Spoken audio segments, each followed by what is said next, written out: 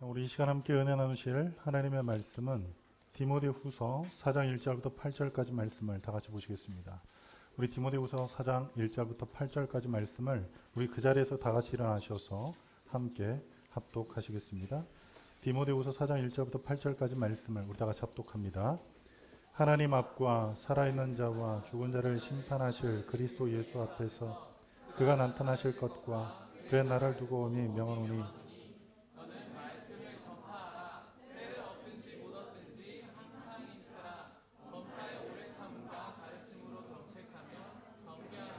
권하라.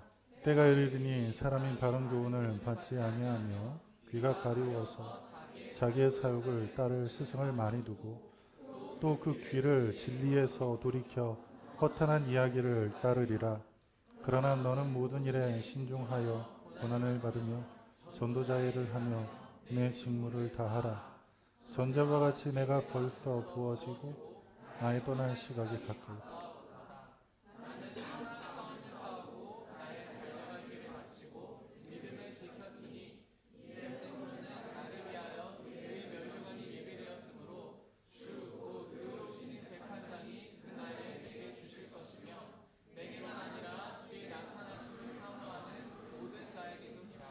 아멘. 우리 자리에 앉으면서 하나님께서 우리와 함께 하십니다. 서로 인사하며 자리에 앉읍시다. 하나님 앞에 예배드리러 나온 우리 모든 성도님들에게 하나님의 은혜가 있기를 간절히 축복합니다. 특별히 오늘 예배를 드리러 하나님 앞에 나왔는데 죽는다는 얘기하고 살아도 주를 위해 살겠다, 죽어도 주를 위해 죽겠다, 그런 이야기를 하면서 너무나 좀 어떤 그 결의에 찬 그런 이야기들을 한다 생각하실지 모르겠지만 우리 신앙은 실제적인 겁니다. 우리의 신앙은 실제적인 겁니다. 사도 바울이 살고 있을 그때, 사도 바울을 위시해서 많은 믿음의 사람들이 삶을 살았던, 신앙의 삶을 살았던 그때는 예수 그리스도를 믿는 것, 그것은 죽음이 보장된 삶이었습니다. 물론 이 세상을 사는 사람들은 한 번 죽는 것이 정해져 있기 때문에 모두가 다 죽겠지만, 특별히 그 죽음의 날을 받아놓고 사는 사람들, 죽음의 날을 정해놓고 사는 사람들, 그리고 내가 죽기로 결단하고 매일매일 살아가는 사람들, 그 사람들이 누구였느냐면 예수님을 믿는 사람들이었습니다. 한 위대한 신앙인의 그 삶을 우리가 대할 때, 오늘 이 디모데전서, 디모데후서는 사도 바울의 어떤 유언이 담긴 그 책입니다. 그 유언이 담긴 그 책을 대할 때 여러분 어떻습니까? 우리가 사도 바울의 삶을 통해서 많은 어떤 신앙의 도전을 얻고, 사도 바울의 삶을 통해서 많은 신앙의 어떤 일깨움을 얻고, 또 신앙의 어떤 힘을 얻었다면 사도 바울의 삶은 우리에게 전혀 무관한 삶이 아닌 것 같습니다. 어찌 보면 나의 삶의 신앙의 멘토가 되고, 어떻게 보면 나의 신앙의 어떤 스승이 되는 그 사도 바울이 오늘 유언과도 같이 우리에게 이야기하는 그 내용을 우리가 접할 때 마음이 울려지지 아니한다면 정말 우리의 이 마음이 좀 너무나 메말라 있지 않나 생각을 해볼 필요가 있지 않겠나 생각을 합니다. 그렇다고 해서 마음이 뭉클하지도 않는데 뭉클해야 된다는 그 이야기 듣고 막 손가락으로 눈을 막 찌르고 그러란 얘기는 아니에요. 정말 우리의 삶 속에 결연한 신앙의 어떤 결단, 결연한 신앙의 어떤 결의를 우리가 갖고 이 세상 가운데 살 때, 오늘날 예수님을 믿는 믿음 때문에 우리가 죽음을 당할 그런 위기 여러분 느끼십니까? 느끼지 않아요. 예수님을 믿는다는 그 이유 때문에 여러분 불이익을 당한다? 그렇습니까? 그런 일 별로 없는 것 같아요. 그런데 사도 바울이 오늘 우리에게 보여준 그 믿음의 삶, 그 삶은 곧 내가 살아도 주를 위해 사는 것이고 내가 죽어도 주를 위해 사는 것, 그런 그 고백을 했던 사도 바울이 고린도전서에서 이렇게 고백을 합니다. 나는 날마다 죽노라. I die every day. 나는 날마다 죽노라 고백했던 그 사도 바울의 고백처럼, 그러면 예수님을 믿는 것, 그것이 나의 삶 속에 어떤 죽음이 보장된 삶인데, 그러한 삶을 내가 살아가는 방법이 무엇인가를 생각할 때 어떤 삶이냐? 그것은 다름이 아닌 매일매일 순교자의 믿음으로 삶을 사는 것입니다. 세상에서 주는 쾌락, 세상에서 주는 명예, 그리고 세상에서 주는 달콤한 그 모든 것들, 그것을 주님께서 기뻐하지 않는다면 과감히 잘라버릴 수 있는, 과감히 내 삶 가운데 그것을 제거해버릴 수 있는 그와 같은 이 순교자의 믿음. 죄에 대해서 나는 죽었다. 세상의 유혹 가운데 나는 죽었다. 세상의 자랑과 세상의 명예와 세상의 권세, 그 모든 것에 나는 이미 죽은 사람이다 라는 것을 날마다 고백하면서 순교자의 믿음으로 매일매일 살 때 우리는 요한계시록에 있는 그 말씀처럼 후련히 변화하여 주님의 신부가 되어 주님과 더불어 혼인잔치를 하는 놀라운 일이 있게 될 줄 믿습니다. 그 사실을 기대하면서 오늘 좀 결연한 마음을 가지고 우리 요절 말씀을 다 같이 함께 한번 읽어보도록 하겠습니다.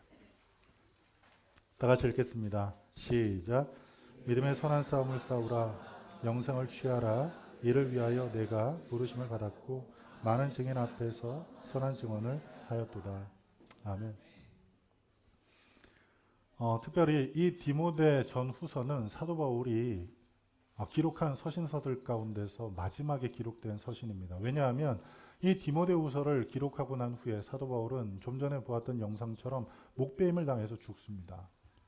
베드로는 십자가에 못 박아 죽음을 당했죠.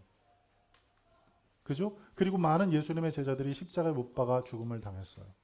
그런데 그들이 십자가에 못 박아 죽음을 당했던 그 이유는 그들이 유대인이었기 때문이었습니다. 그런데 사도 바울은 유대인이 아니었어요. 유대인 중에 유대인이었지만 그는 로마 시민권을 갖고 있었던 사람이기 때문에 로마 시민들은 십자가 처형을 당하지 않습니다.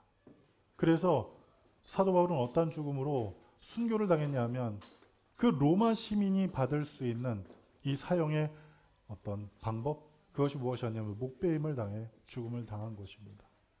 그 목베임을 당하여 죽으며 마지막을 맞이하는 그 사도 바울이 마지막까지도 그 마음 가운데 품고 기도했던 것은 복음, 그리고 하나님의 교회, 그리고 하나님께서 복음을 통해서 내게 만나게 하셨던 그 사람들이었다는 사실입니다. 죽음을 당하면서도까지 그가 늘 그 마음 가운데 품었던 것은 복음, 교회, 그리고 그 복음 안에서 만났던 믿음의 사람들입니다. 특별히 에베소에 사도 바울이 남겨뒀던 한 사역자가 있습니다. 그 사람의 이름은 디모데입니다.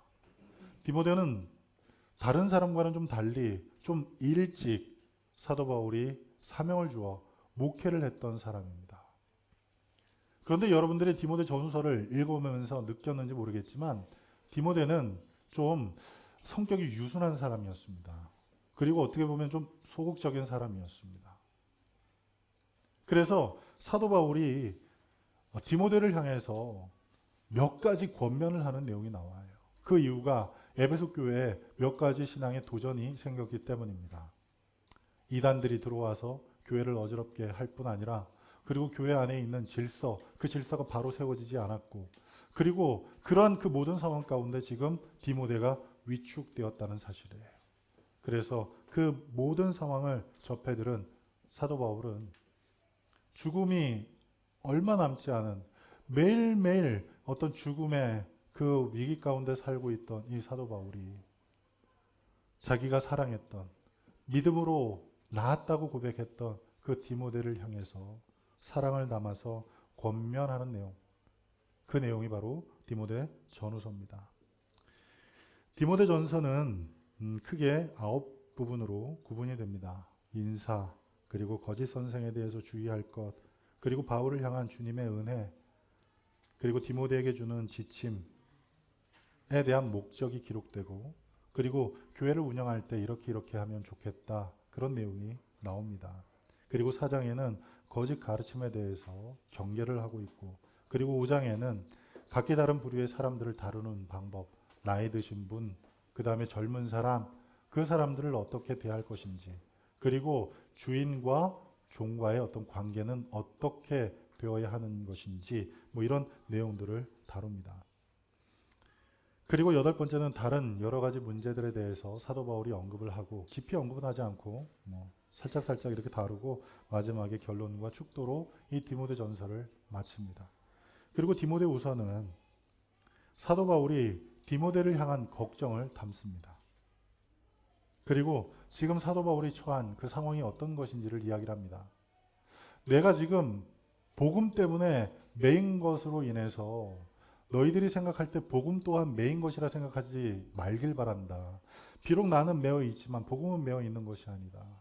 그러니 너희는 힘써 복음을 전하라고 말씀합니다. 때를 얻든지 못 얻든지 힘써 복음을 전하라고 권면을 하고 있습니다. 그리고 디모데를 향해서 특별한 어떤 지침을 주고 있고, 그리고 마지막 날에 경고를 3장에 기록하고, 그리고 4장 1절부터 8절에 마지막 인사, 오늘 우리가 읽었던 유언, 그 유언의 말씀을 전해주고, 그리고 마지막 인사와 축도로 모든 이 서신서를 마무리합니다. 그러면 이 디모데 전서를 통해서 우리가 발견할 수 있는 것은 무엇인가? 크게 두 가지입니다. 첫 번째는 믿음으로 굳게 서는 신앙인이 되라는 것입니다. 사도 바울이 디모데를 향해서 끊임없이 권면했던 그 내용은 믿음 가운데 굳게 서라는 것입니다. 믿음 가운데 굳게 서라는 것입니다. 사람 때문에도 흔들리지 말고, 환경 때문에도 흔들리지 말고, 너의 연약함 때문에 너 스스로가 갖고 있는 그러한 어떤 한계로 인해서 네가 흔들리지 말고 오직 믿음으로 굳게 서라는 것입니다. 여러분, 우리가 매일매일 인생을 살아가면서 흔들릴 때 많지요. 무엇이 여러분을 흔듭니까? 여러분을 흔드는 그 어떤 요소들, 어떤 이 문제가 무엇입니까? 어떤 경우는 환경이 나를 흔들어요. 어떤 경우는 사람이 나를 흔들어요. 어떤 경우는 내 스스로가 나를 흔들 때가 너무나 많습니다. 그럴 때 어떻습니까? 그 흔들리는 그 사람을, 흔들리는 그 상황을 종식시키고 우리를 굳게 서게 할 수 있는 그 무엇인가 여러분 안에 있습니까? 여러분을 굳게 세울 수 있는 그 무엇인가가 여러분에게 있습니까? 어떤 사람은 그것을 뚝심이라고 얘기합니다. 나는 뚝심이 강해서, 나는 의지가 강해서 어떠한 문제에도 좌절하지 않고 흔들리지 않아. 나는 굳게 설 수 있어. 여러분, 그러나 사람이 갖고 있는 그 뚝심, 사람이 갖고 있는 그 결연한 의지, 그것은 어느 순간 흔들릴 때가 온다는 사실이에요. 큰 문제 때문에 흔들리는 게 아니라 어찌 보면 너무나 사소한 일 때문에, 사소한 문제 때문에 흔들릴 수 있다는 사실이에요.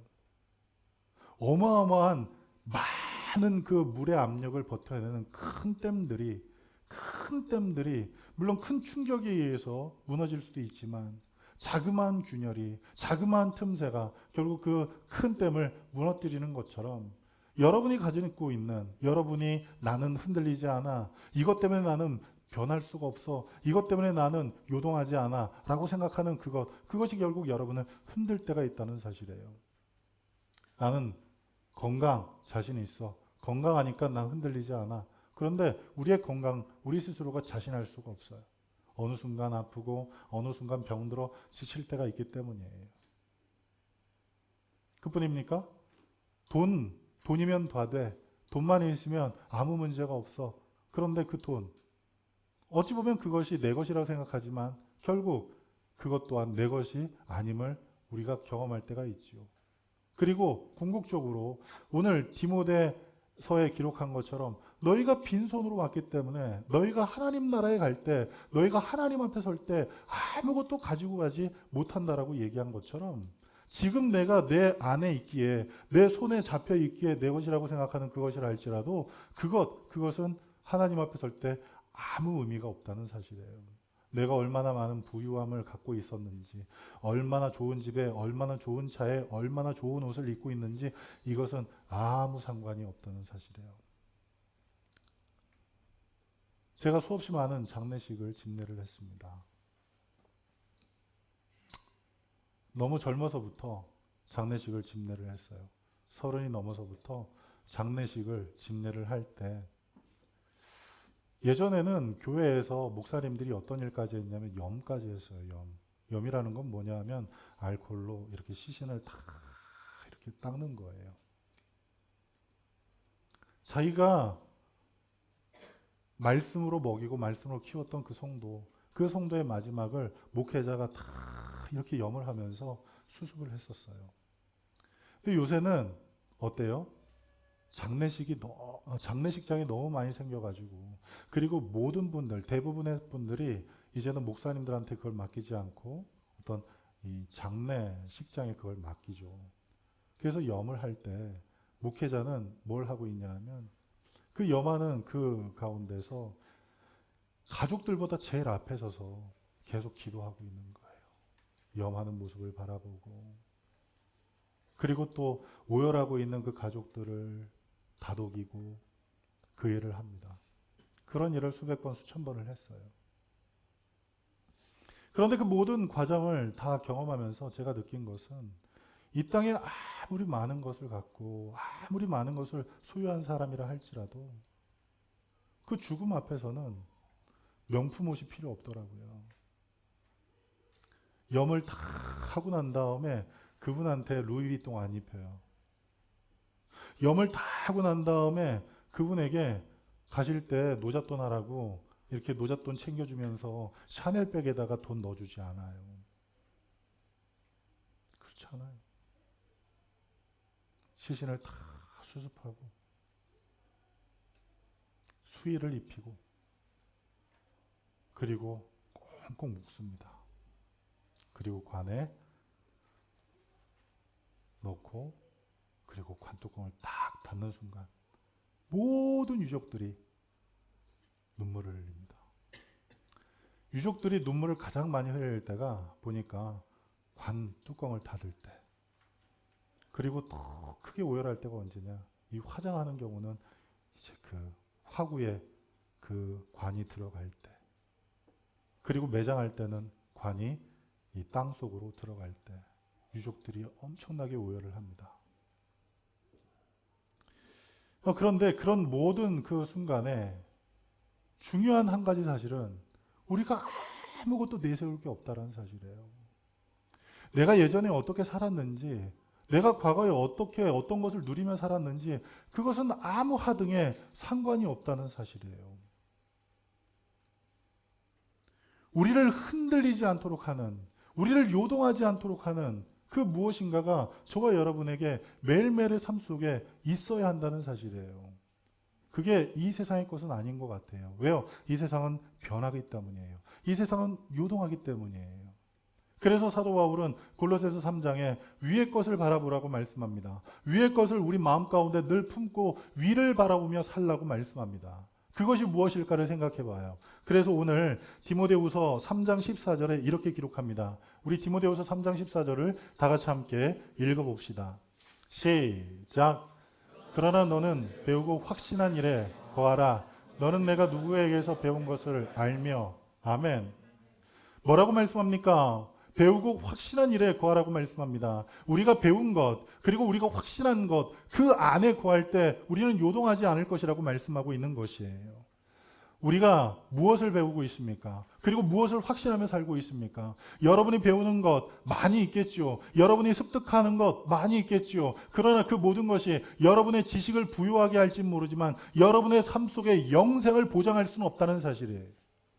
저와 여러분의 삶 가운데 영생을 보장할 수 있는 하나님의 말씀을 배우는 일에 늘 힘쓰는 저와 여러분 되길 간절히 축복합니다.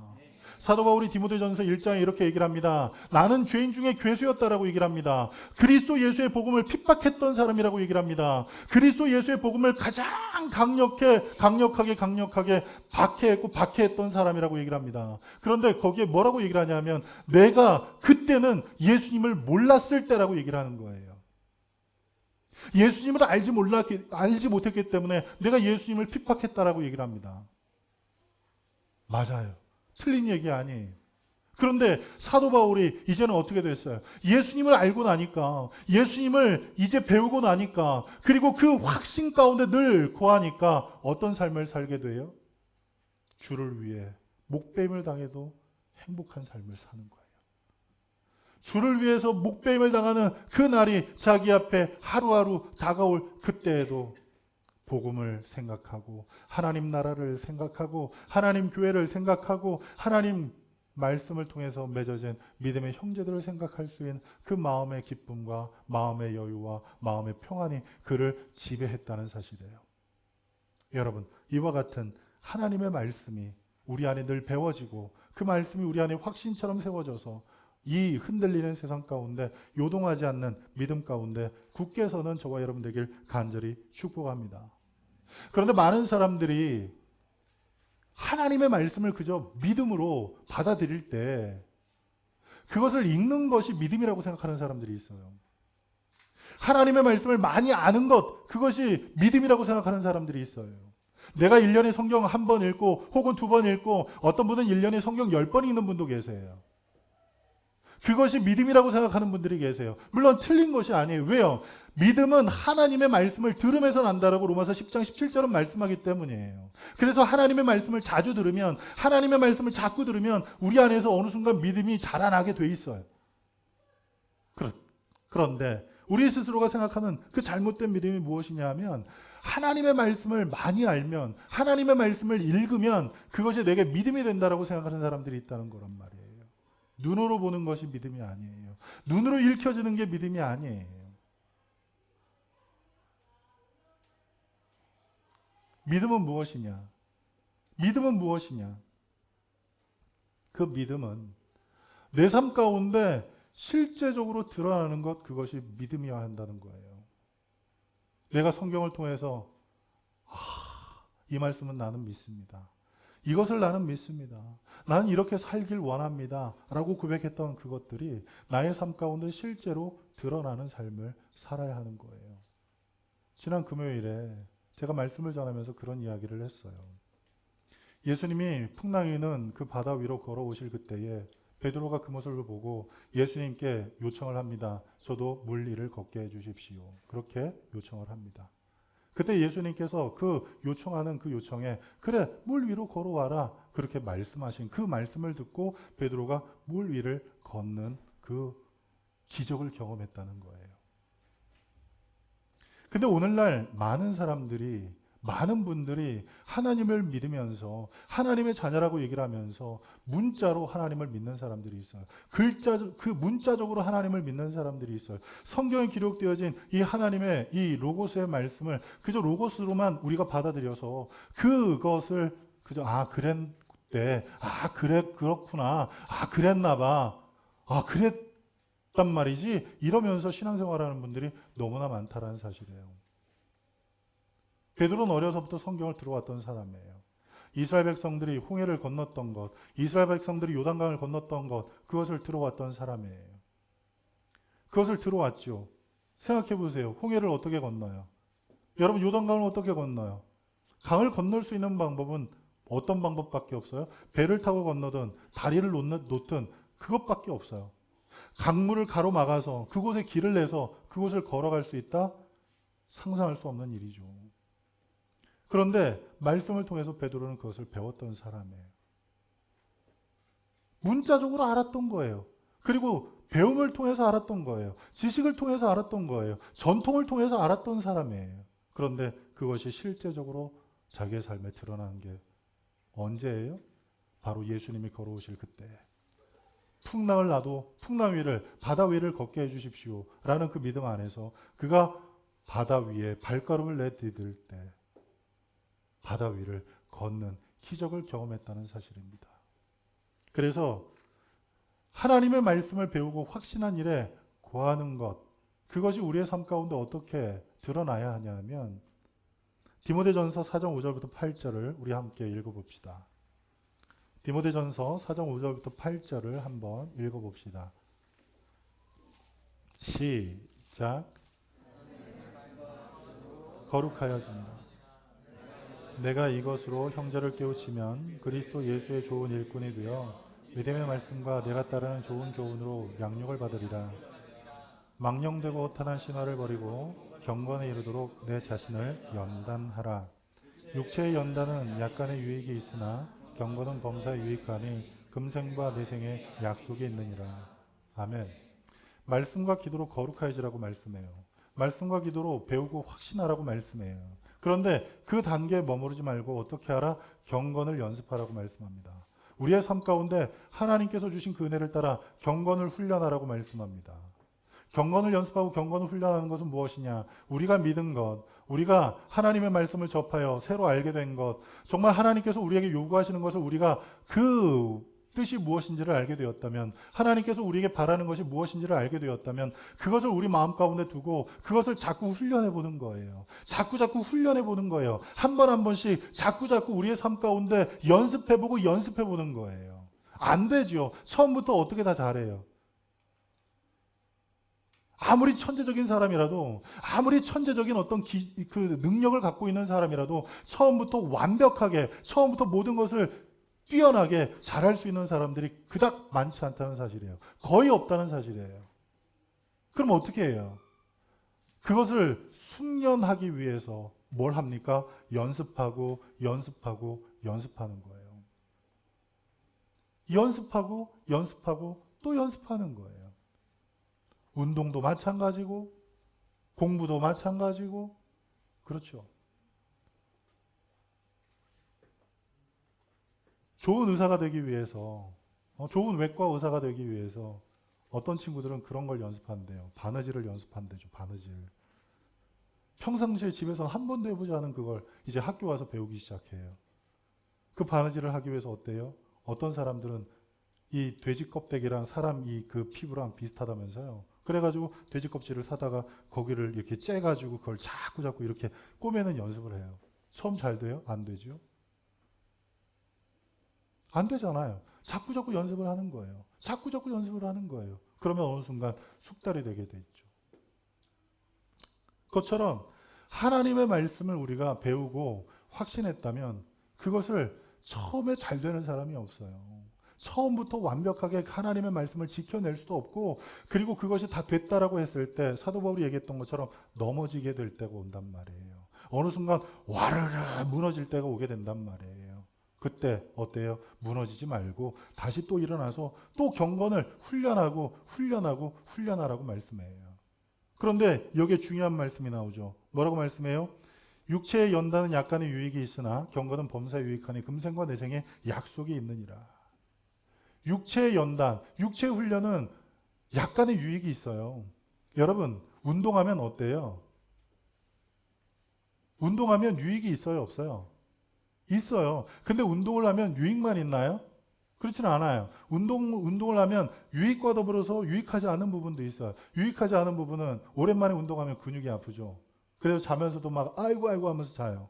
그리고 운동을 할 때 지치고 힘들잖아요. 그런데 그렇게 해서 운동을 하면 근육이 단단해지고, 그리고 몸 안에 있는 체지방이 빠지고, 그리고 좋은 체형으로 몸이 바뀌는 것, 건강해지는 모습으로 바뀌는 것을 경험하게 되는 것처럼 우리 육체의 연습, 육체의 훈련은 조금 유익이 돼요.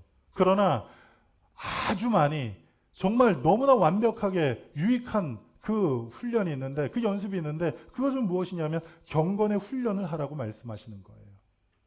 말씀을 통해서, 기도를 통해서 우리가 확신한 것들이 내 마음 가운데 자리를 잡았다면 그것을 삶 가운데서 훈련하라는 거예요. 말씀을 읽을 때 아멘 했던 것들, 그리고 기도하는 가운데 하나님께서 내 마음 가운데 감동을 주셔서 하나님 저는 이렇게 살겠습니다 결단했던 그것들을 우리의 삶 가운데 훈련하라는 거예요. 실패했다고 해서, 한 번 해봤는데 안 됐다고 해서 포기하지 말고 또 훈련하고, 그 경건을 계속 훈련하라는 거예요. 그러면 어떻게 된다고요? 이세와 금생과 내생에 하나님의 약속이 있을 것이라고 말씀하고 있는 것입니다. 그리고 세 번째로 하나님의 은사가 끊임없이 우리 안에 솟아나야 합니다. 디모데후서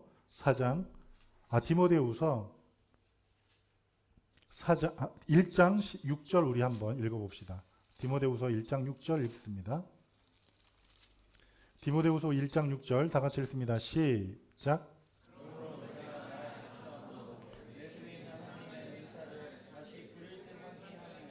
너로 생각하게 하노니. 아멘. 예수 그리스도를 믿을 때 하나님의 성령이 우리에게 임하였다는 사실을 여러분 믿으시기 바랍니다. 예수님을 믿는 때에 하나님의 성령이 우리에게 임하세요.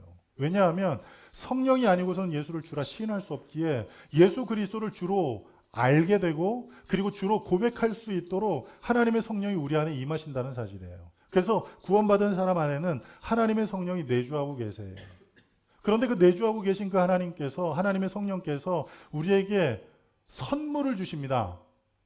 선물을 주세요. 구원의 그 은혜 가운데 있는 우리에게 선물을 주세요. 그 선물이 무엇이냐면 고린도전서 12장에 나와 있는 성령의 은사들이에요. 성령의 9가지 은사가 고린도전서 12장에 기록되어 있는데 그 은사라는 그것을 헬라어로 카리스라고 얘기를 하는데 이 카리스가 어떤 뜻이냐? 선물이란 뜻이에요. 하나님께서 선물을 주세요. 어떤 사람에게 하나님의 성령이 필요에 따라서 하나님의 성령께서 그 사람에게 이것이 필요하다고 생각할 때 그것을 선물로 주신다는 사실이에요.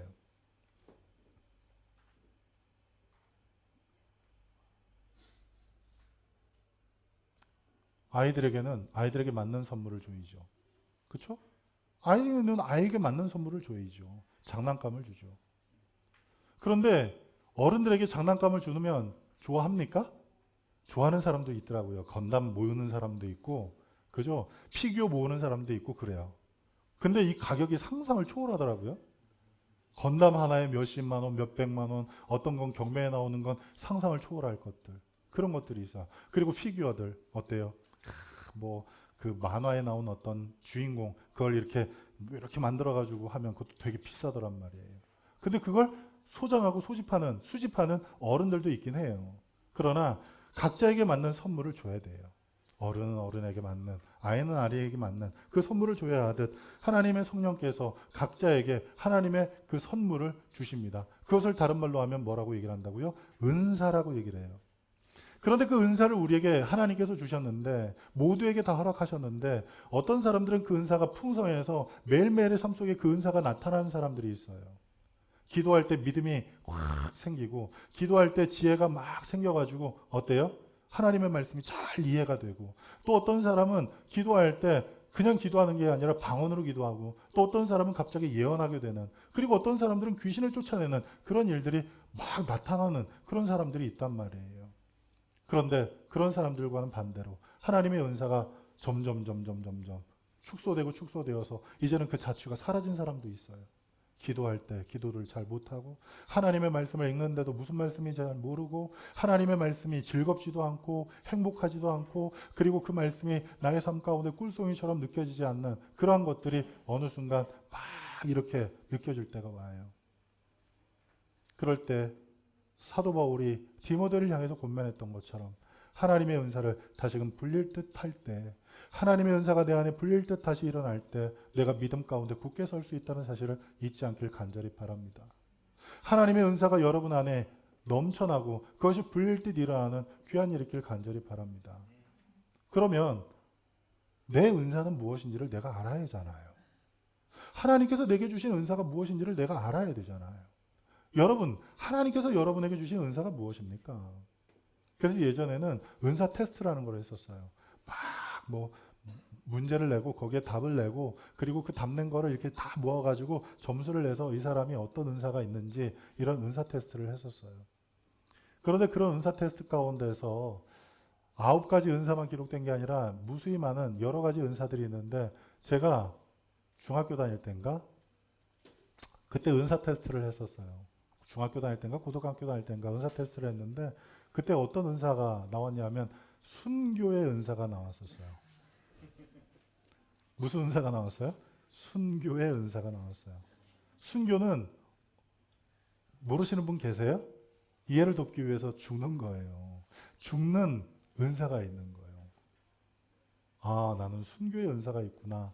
근데 그걸 딱 접하는 순간 뭐 섭섭하거나 뭐 마음이 좀 두려워지거나 요동되거나 그런 생각이 드는 게 아니라 너무 감사했어요. 왜 감사했냐 하면 내가 오죽 하나님 앞에 하나님께서 주신 은혜를 따라 복음을 들었고 그 복음의 은혜 가운데 내가 바로 서서 어느 순간을 당해도 나는 예수님을 위해서 죽으면 죽으리 하는 믿음으로 설 수 있다라고 생각을 했었는데 그것이 내가 얼마나 연약해 보였으면 하나님께서 선물을 주셔서 순교할 수 있도록 하셨을까 그 생각을 하니까 너무 감사하더라고요. 그래가지고 제가 초등학교 다닐 때 밤에 심부름을 좀 자주 다녔었어요. 근데 밤에 심부름을 다니면 어떠냐면 지금이야 뭐 가로등이 많잖아요. 근데 그때는 가로등이 드문드문 있었고 없는 데도 있었어요. 근데 어린 마음에 밤길에 심부름 왔다 갔다 할 때 막 무섭더라고요. 근데 그때 때마침 요한계시록을 공과 공부를 하는데 그 반 선생님이 가르쳐 주는데 마지막 때는 막 마귀가 우는 사자처럼 삼킬자를 찾는다는 그런 이야기를 하고 막 그래가지고 막 무섭잖아요. 그래가지고 그런 그 무서움을 이길 수 있는 방법이 뭔가 이렇게 생각을 하다가 찬송을 부르며 다녀야 되겠다 그 생각이 들었어요.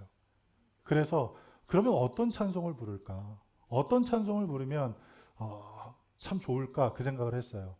뭐 그러다가 지금까지 지내온 것, 지금까지 지내온 것 이건 좀 그렇잖아요. 두려운데 더 결연해지잖아요. 그래가지고 찬송가 427자 내가 매일 기쁘게 순례의 길 행함은 주의 팔을 의지하며 그 찬송이 제 마음 가운데 확 와서 밤길에 심부름 다닐 때마다 그 찬송을 불렀어요. 그런데 순교의 은사라는 그것을 제가 받아들일 때 찬송가 427장 그 찬송이 나오면서 하나님 앞에 얼마나 감사했는지 몰라요.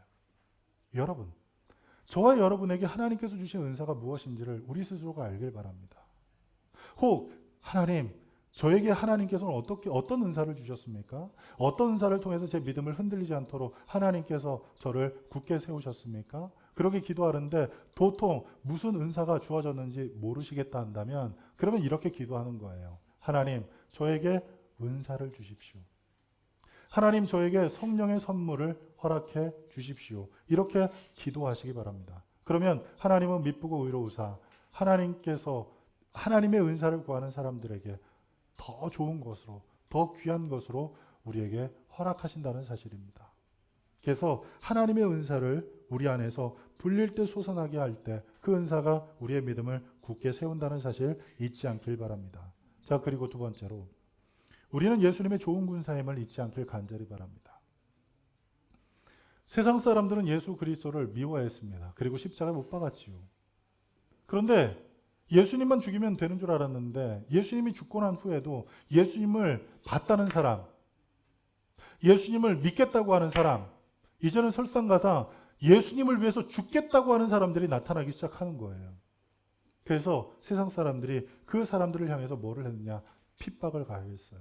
여러 가지 모양으로 핍박을 가했어요. 그런 그 핍박이 다가올 그때에도 우리는 어떤 사람임을 잊어서는 안 됩니까?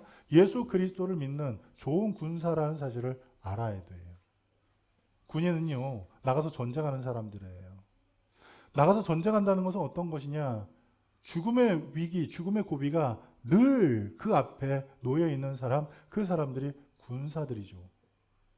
그럼 그 군사들에게는 무엇이 있느냐? 핍박이 있고 죽음의 두려움이 있고 죽음의 위협들이 나날이 다가온다는 사실이에요. 그럴 그때 어떻게 하라고요? 내 정체성을 잊지 말라는 거예요. 사람은 자기의 정체성에 따라 살아요. 내가 어떤 사람인지에 따라서 자기가 삶을 대하는 자세가 틀려지고 삶을 대하는 모습이 달라지고 그리고 삶을 받아들이는 그것 또한 달라지게 돼 있어요. 여러분은 여러분이 누구라고 생각하십니까? 우리는 하나님이 사랑하시는 자녀임을 믿으시기 바랍니다. 동시에 우리는 하나님의 좋은 군사임을 믿으시기 바랍니다. 좋은 군사라는 것은 어떤 사람이냐? 첫 번째로 잘 훈련된 군사예요. 잘 훈련된 군사. 좋은 군사라는 것은 모든 훈련에 좋은 어떤 결과들을 내는 사람, 그 사람을 가리켜서 좋은 군사라고 얘기를 해요. 그리고 두 번째로 좋은 군사는 어떤 것이 좋은 군사냐? 상관의 명령에 잘 복종하는 군사, 그 군사가 누구다? 좋은 군사라는 거예요. 우리 주님께서 우리를 향해서 좋은 군사라고 말씀하신 것은 두 가지 측면입니다. 훈련이 잘 돼 있다. 그리고 플러스 뭐예요? 주님 말씀 잘 따른다. 그것이 우리에게 있을 때 우리는 주님의 좋은 군사가 되는 거예요. 우리가 좋은 군사라는 정체성을 가지고 이 세상을 살아가면 어떤 일이 벌어지게 되느냐? 아무것도 염려하지 않고 살게 돼요. 디모데후서 3장 12절을 우리 읽어볼까요?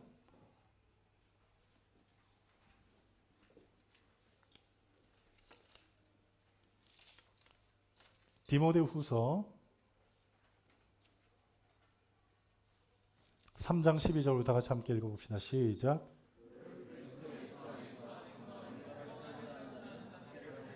아멘. 경건하게 살고자 하는 자는 박해를 받아요. 그럼 박해가 우리의 삶 가운데 경건하게 살고자 하는 순간순간마다 다가올 텐데 두려워하지 말고 염려하지 말아야 할 것은 디모데후서 2장으로 다시 넘어옵니다. 2장 4절을 우리 읽겠습니다. 시작. 병사로 복무하는 자는 자기 생활에 얽매이는 자가 하나도 없나니 이는 병사로 모집한 자를 기쁘게 하려 함이라.